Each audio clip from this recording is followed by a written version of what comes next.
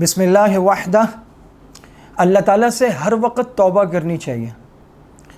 اگر یہ کہا جائے کہ یہ اللہ کا عذاب نہیں ہے، یہ تو مس مینجمنٹ ہے، تو کیا مس مینجمنٹ کے دور میں اللہ سے توبہ نہیں کرنی چاہیے؟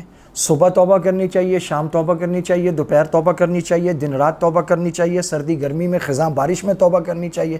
تو جب مس مینجمنٹ ہو رہی ہو تب بھی توبہ کرنی چاہیے۔ اللہ تعالیٰ سے توبہ تو ہر حال میں کرنی چاہیے۔ اللہ تعالیٰ سے توبہ کرنے سے منع نہیں کرنا چاہیے، استغفار سے منع نہیں کرنا چاہیے، نمازوں سے منع نہیں کرنا چاہیے۔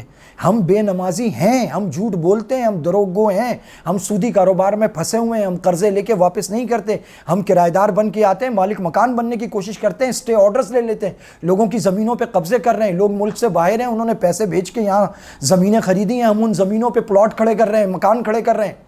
تو ہمیں اللہ سے توبہ کرنی چاہیے۔ اس بات پہ بھی توبہ کرنی چاہیے کہ حکمران ہمارا حصہ کھا رہے تھے، ہم ظلم کے خلاف بولے نہیں۔ افضل الجہاد من قال کلمۃ الحق عند سلطان جائر، سب سے بہترین جہاد ہے ظالم سلطان کے سامنے کلمہ حق بلند کرنا۔